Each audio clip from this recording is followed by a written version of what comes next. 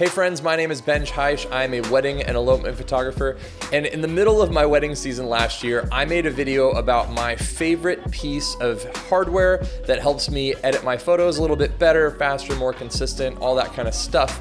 And as it would happen, just being a wedding photographer, that whole thing sort of took over.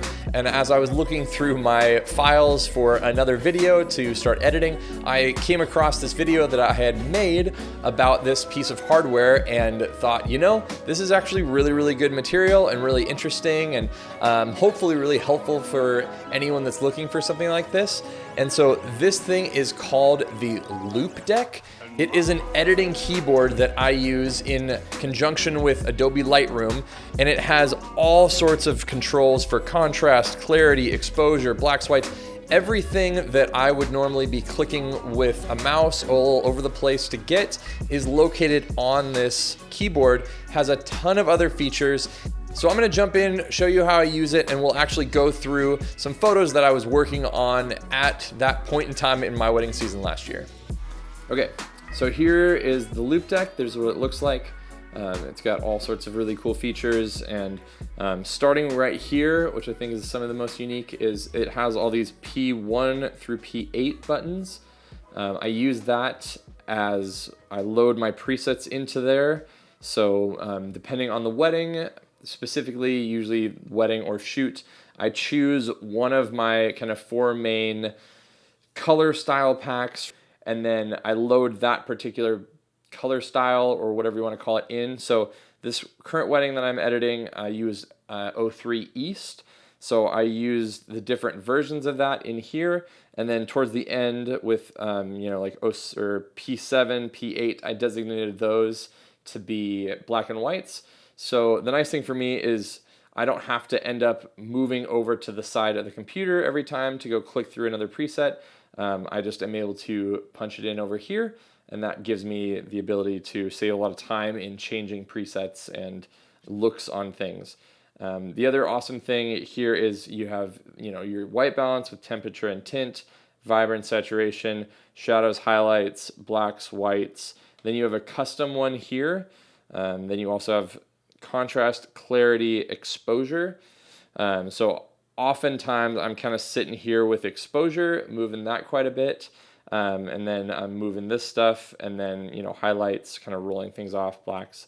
The nice thing is they kind of, I don't know if they thought in the future Adobe might be adding things, but Adobe has since, and one of my favorite things currently is dehaze. So I have dehaze set up at D1 here. And that has just been super helpful for me to be able to just change the exposure, adjust dehaze, kind of go through here.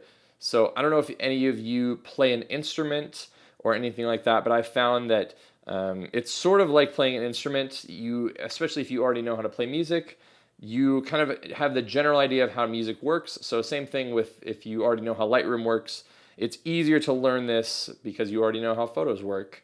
So the main thing isn't necessarily, you know, not knowing what all these things do, but the main thing for me is just memorizing where all these knobs are, so I don't have to go through and you know, look down every time I'm looking for exposure. I usually find out kind of where my main things are, and then I can work with that from there. Another really cool thing is you have your HSL panel here, so hue, saturation, and luminance. So you click through any of these particular ones. Let's say, you know, this photo has a lot of orange in it, and so if you want to change kind of the version of that orange, you can move this thing back and forth. So these have these little sliders right here, and you can click through to the different ones to kind of adjust that. The other thing I use quite a bit is the before and after, so, you know, just using that to give myself a reference view of what it looked like before, what it looked like after. And then I have my function key set up to 2 different things.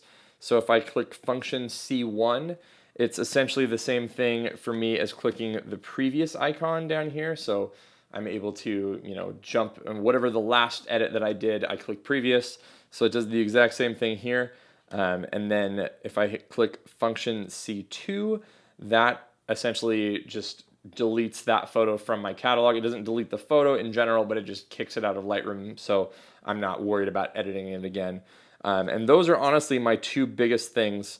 I'm not using copy paste a lot because it's two separate buttons. I just like the previous thing, so I've set it up as that. I also really like the control dial here. I have that set up, and I don't know if you can set up a different way, but I have that set up for cropping and adjusting. So I click that down, which engages the crop feature, and then you can kind of move this back and forth to get your kind of like angle correct. And then the other thing that's nice about this is those two, D1 and control, move in tandem. So you're able to crop in with D1, and then you can move kind of your, I don't know, your angle or whatever with that. And then you're able to click back and forth with the numbers to kind of move your crop around. It's super helpful. The other thing that it can do with these little presets up here is you can change which crop you have. So you can assign like a 3x4 or a 6:5 aspect ratio to P2 like I did. P1 should be just regular 2x3. So if you have kind of defaults, let's say you shoot a lot in 2x3, but you like to crop to 4x5 or 4x5, sure, or 4x3, whatever, you can kind of load those crops into this. So as you click it, you can do that. Basically, the less you have to use your mouse to go hunting through something on these side panels, the better. And that is kind of the beauty of this thing, is being able to do that. I just love not having to look up as much, and especially having those presets dialed in right there, having all these kind of at my fingertips. Another thing, as I'm kind of realizing it, I have C3 and C4 here. These are also customizable ones. I have this set for auto tone, I guess is the way that Lightroom puts it. So if I just want a quick, auto adjustment, click that. C4 I have designated to be auto white balance. So if I know my exposure, everything's just way off. Sometimes an easy way to do it is to click C3, which gives me auto tone. Then I click my preset, so that it brings me back to a more normal stage. And same thing with this C4, how I have it set up. The last thing I don't think I mentioned too is that I have, one of the other things I haven't mentioned too is if you click on any of these knobs, because you can turn them all, here, I'll get out of that. You can turn them all to just work, your exposure or whatever.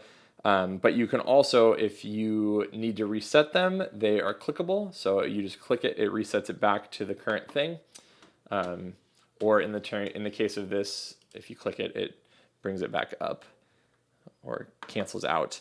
The last thing that I will mention, at least in my current memory, is L1, 2, and 3 are also things that are customizable. So I have L1 set up to be a brush, so it automatically engages the adjustment brush, and then if you want to be done with it, you just click it again. L2 is kind of like the spot removal tool, so I use that quite a bit. L3 then is the graduated filter. So those three kind of like top adjustments there. They obviously also have quick keys on a keyboard, but if I'm editing with this, I'm not using a physical keyboard, I'm using this, so that is great. And then the other two things I have designated, I do a lot of panoramic stitching, so I have C5 set to that. And so, yeah, that's kind of a good breakdown. You can see that almost everything that I do, at least, and what I would assume most people do in Lightroom, is doable on this and kind of keeps you in this whole thing. The only time I have to move over is when I'm jumping for the mouse for maybe a brush or the spot removal tool, but in general, the nice thing is I can just keep things in here, adjust, and it makes things a lot easier and more straightforward.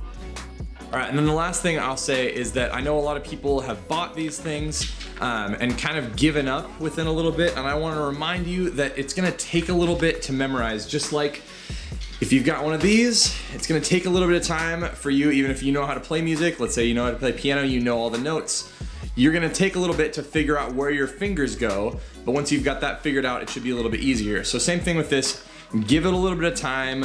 Try to memorize, where your main things are, whether it's exposure or whatever. Once you start memorizing a few of those things, it makes things a lot easier, and then the faster you'll go. So the goal for me, you know, obviously is to not have to look down. So the more I can use this, the more I can memorize it, and the faster I will go with it. So yeah, thanks so much for watching. If you guys have any questions, please leave them in the comments. I'll obviously leave a link to this in the description below so you can check that out.